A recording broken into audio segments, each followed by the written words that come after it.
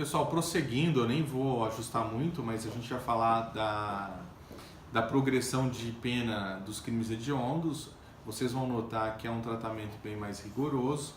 O parágrafo 2º do artigo 2º da Lei de Crimes Hediondos diz que haverá progressão para os condenados por crimes hediondos, para aqueles que são primários, desde que cumpra ao menos 2/5 da pena, e se for reincidente, se cumprir pelo menos 3/5 da pena. Vocês vão notar que essas frações são muito superiores às exigências para os crimes comuns. Por fim, há uma regra lá que fala da necessidade do juiz fundamentalmente dizer se o acusado pode apelar em liberdade, mas se vocês analisarem como um todo, toda essa restrição à liberdade durante a persecução penal, ela tem cunho inconstitucional. O que se pode é sim estabelecer um sistema mais rigoroso para a progressão, se pode estabelecer uma restrição a determinados direitos no curso da persecução penal, mas não se pode inverter a lógica democrática a fim de criar um mecanismo que inverta a regra da liberdade. No Estado Democrático de Direito, a regra é a liberdade. Mas só para fechar esse ponto, para que vocês possam entender, o nosso modelo e o problema em relação à vedação anterior da lei, originariamente da lei de progressão de regime, havia ali um conflito que era irreconciliável com o nosso modelo. O nosso modelo é progressivo em relação ao cumprimento de pena. E por que seria progressivo? Mas porque o Brasil, agora eu vou fazer uma interpretação constitucional para responder. O Brasil, ele, diferente de outros países, ele veda a prisão perpétua, a pena de morte. Então nós não temos penas de caráter perpétuo. Consequentemente, a pena um dia acaba, salvo raras exceções de pessoas que morrem na prisão, ou até o senil que vai cumprir uma pena alta, tal, provavelmente ele vai morrer na prisão. Mas, via de regra, até interpretando a Constituição, ninguém cumprirá a pena de caráter perpétuo, e ninguém será condenado à morte, exceto no caso de guerra declarada. Consequentemente, se a pena um dia acaba, esse sujeito retorna à sociedade. E como ele retornará à sociedade? Provavelmente muito pior de como ele entrou. Mas por quê? No passado se falava que os presídios do Brasil caracterizavam uma faculdade, uma escola do crime.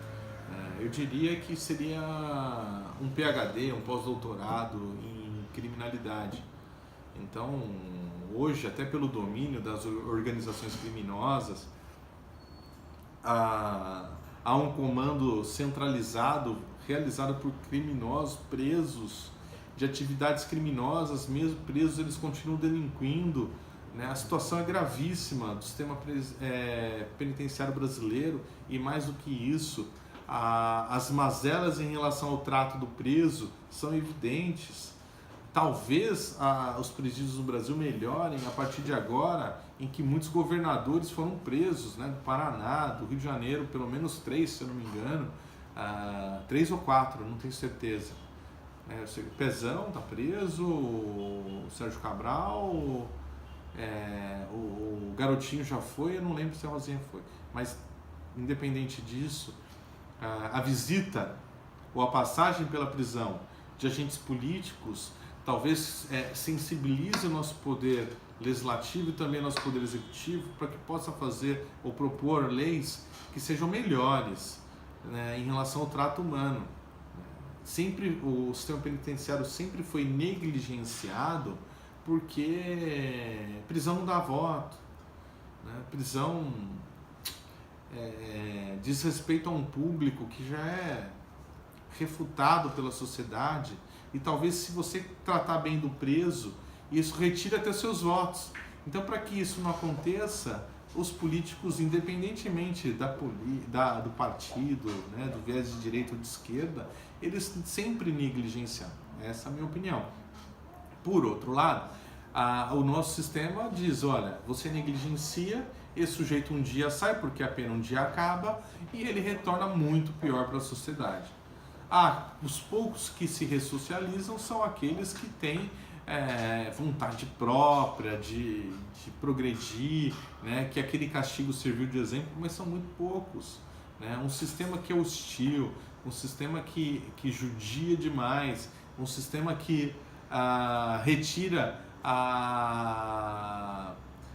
o mínimo que eles tinham de dignidade para se viver, né? Um sistema que põe essas pessoas para dormir com baratas, ratos, né? Ou até em ambientes, em mictórios, ambientes que eles defecam, etc. É um negócio muito sujo, podre. A situação é terrível do sistema penitenciário. Poderia falar até amanhã sobre isso, mas eu vou encurtar agora para que vocês entendam o seguinte. Considerando que o sistema é progressivo, você não pode simplesmente engessar o sistema, impedir as progressões.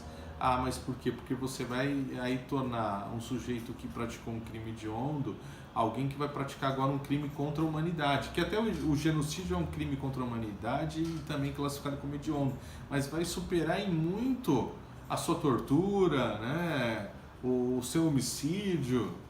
Talvez o sujeito se torne um terrorista. É muito pior. Quem que nós estamos criando lá, cumprindo pena em regime integralmente fechado? Alguém que um dia vai terminar essa pena e vai sair explodindo bombas por aí. De fato é isso. Então foi preciso olhar para a realidade para que se ponderasse a lei e se estabelecesse aí sim, em 2007, e essa ponderação permitindo a progressão de regime. Tudo bem? Bom, agora vamos falar da inafiançabilidade. O que diz respeito à inafiançabilidade? Alguns crimes não se pode arbitrar fiança, mas a pergunta que fica, a dúvida que fica mas poderia conceder a liberdade provisória para o preso em flagrante em relação a um crime hediondo? No passado, a liberdade provisória era vedada, então o sujeito que era preso em flagrante respondia a toda a persecução penal, desde a primeira fase, que é investigatória, até a fase de recurso, preso. E aí provavelmente quando fosse julgado lá todos os seus recursos para chegar na regra, que a regra é prisão-pena, ele já teria cumprido praticamente toda a pena em relação ao delito que praticou, se é que praticou. E se fosse absolvido, então, teria cumprido integralmente a pena também. Então, para evitar esse tipo de injustiça e também a fim de adequar o ordenamento jurídico a uma ordem constitucional, democrática, foi preciso, e aí o Supremo decidiu reiteradamente em 2006, reconhecer a inconstitucionalidade da antiga vedação da liberdade provisória. Acontece que depois disso o próprio Supremo veio e falou o seguinte, o que é extremamente confuso, contraditório, veio e falou, não é porque a lei, porque o Supremo provocou a edição de uma lei que excluiu a vedação da liberdade provisória. Ficou só a expressão fiança, que é o que diz a Constituição. Por outro lado, o próprio Supremo, depois disso, sob a relatoria do ministro Aires Brito, chegou à conclusão, e decisão isolada da turma dele, primeira turma, que o fato da lei ter revogado a expressão liberdade provisória não tinha permitido a sua concessão, e que a inafiançabilidade contemplava também a vedação da liberdade provisória. Então a gente tem que tomar um pouco de cuidado com as decisões do Supremo, porque muitas vezes, eu já devo ter falado isso para vocês, ele é o último a errar. E às vezes erra muito feio. Inclusive vocês viram decisões recentes aí que foram divulgadas na mídia sobre os erros do Supremo Tribunal Federal. Mas aí prosseguindo um pouco mais. Então, para se falar em liberdade provisória, em prisão em flagrante, em prisão preventiva, em prisão temporária, nós precisamos remeter o nosso estudo ao tema prisões cautelares. É isso.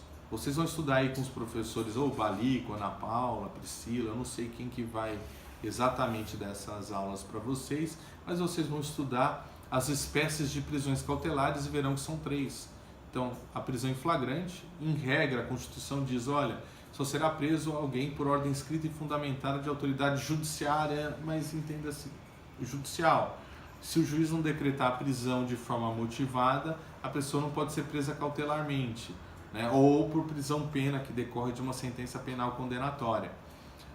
Mas excepcionalmente a Constituição permite a prisão em flagrante determinada por uma autoridade administrativa. Que autoridade é essa? É a policial. Então, qualquer pessoa do povo pode prender alguém em flagrante e os agentes públicos, eles devem prender as pessoas em flagrante. Executando a prisão, eles devem conduzir essa pessoa para que essa prisão seja analisada e formalizada, se for o caso, a uma autoridade policial. Essa autoridade policial, ela inicia a lavratura do termo, né, que nós chamamos o auto de prisão em flagrante. Ali ela ouve primeiro os condutores, né, os executores da prisão, passa recibo de entrega do preso a esses executores, eles são liberados, por exemplo, policiais militares retornam ao patrulhamento ostensivo e aí prossegue ouvindo vítimas, se houver, testemunhas, e ao final interroga o preso. E o preso tem a oportunidade de esclarecer o que aconteceu, etc. E a autoridade policial, se concluir das respostas todas contidas no auto de prisão em flagrante, que há materialidade e indícios de autoria, determinará a custódia, a prisão do preso. E neste caso, tem que comunicar em até 24 horas a autoridade judicial, o juiz competente para o caso.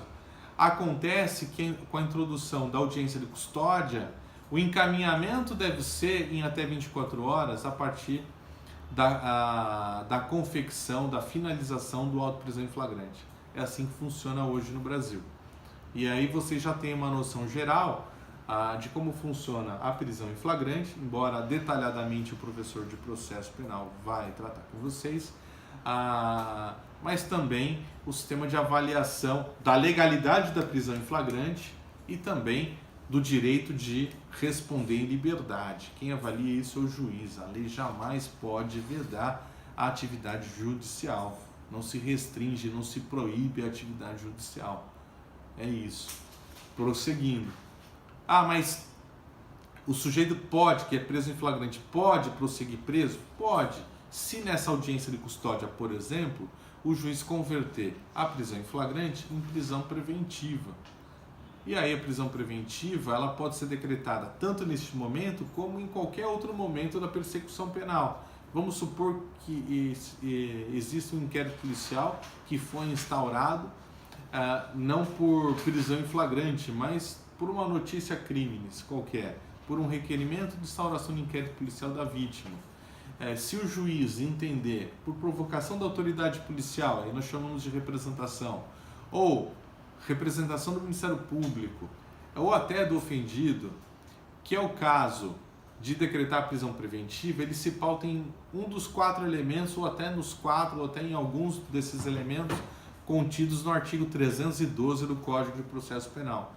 Né? São os motivos que autorizam a prisão preventiva: assegurar a ordem pública, assegurar a ordem econômica, por conveniência da instrução criminal ou para assegurar a aplicação da lei penal. Ordem pública diz respeito à gravidade do crime e o risco que o agente coloca à manutenção da paz se retornar à liberdade. É isso que o juiz precisa analisar concretamente, expor os motivos na sua decisão para que ela seja legal, a fim de decretar a prisão cautelar, modalidade preventiva de alguém. É assim que funciona, tudo bem? Prosseguindo um pouco mais.